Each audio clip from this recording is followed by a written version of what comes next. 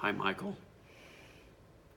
I'm here to show you how to make Cat5, twisted pair, Ethernet, whatever you want to call them, cables.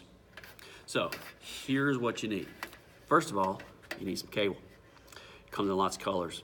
What we have is mostly gray or blue or white, but you know, it doesn't matter.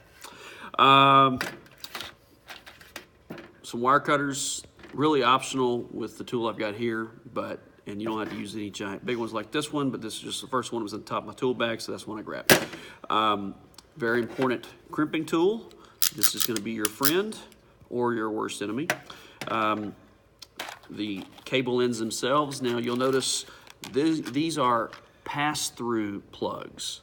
That's very important to know if you have to go buy some more. Pass-through plugs. Why? Because these are much less of a pain in the tush than the ones that aren't pass-through plugs. Don't even get me started. And then you'll want to use a cable tester to make sure that everything is working after you're done. So, all right, step number one, whether you're pulling a cable out of the wall or you're gonna make a little short cable, whatever the case may be, you need to strip off the insulation. There are tools that are specific for that, but this guy actually has a strip function on it. So all I do is take the cable, and I note the blade is on this side, the same side as the lettering. So you want to feed the cable through this way so that when you actually do the strip on it, you'll have the inside wires exposed. So just take it and just push it all the way down, and then I just twist the cable a little bit inside there just for good measure. Squeeze it again and it releases, and voila, a little bit of twisting back and forth and you got it.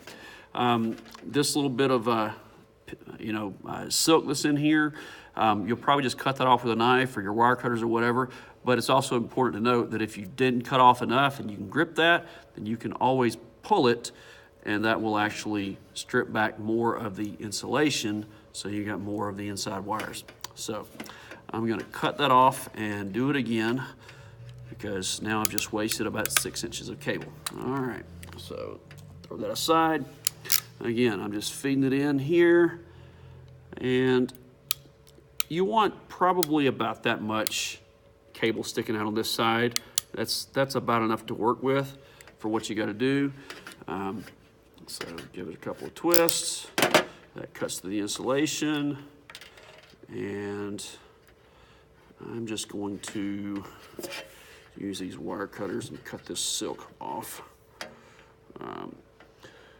Now, if you do cut off a little more insulation than that, no harm, no foul. In fact, it may be a little easier to work with these these individual wires inside, because you got more to work with, and it'll all trim off evenly when we put them through the plug.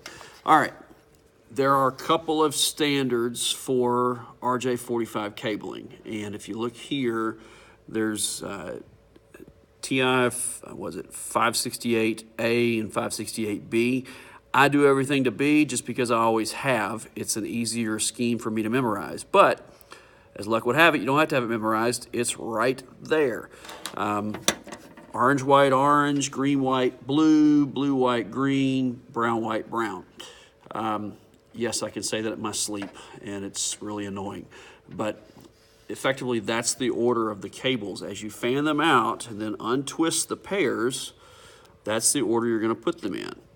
So I've got my orange, white, orange, and now I'm going to do my green, white, and then blue, and then blue, white, and green, and brown, white, and brown. So there they are in order. I know it's a little hard to see the distinction between the green, white, and the blue, white, but it is not just on camera, that's in real life too. Once I've got them there, I'm just gonna kind of pull on them as I work them back and forth, and what I end up with is all the pretty ladies in a row. There's my cable in order. Orange, white, orange, green, white, blue, blue, white, green, brown, white, brown. Now, The other important thing to remember here is when you've got them all lined up, and this is the beauty of these push-throughs, is you can just push them into the end and straight on through. And that is nice because now I can verify that after I pushed them through, that they didn't get all twisted up while I was pushing them through. They're still in the same order: orange, white, orange, green, white, blue, blue, white, green, brown, white, brown. So I push it in there, and I want to make sure that the sleeve, the insulation there, is all the way up inside as far as it'll go. Because if I don't, and I end up crimping the cable like this, where I don't have any insulation inside there, it's going to be very flimsy and break, and not a good thing. So I've got it pushed all the way in.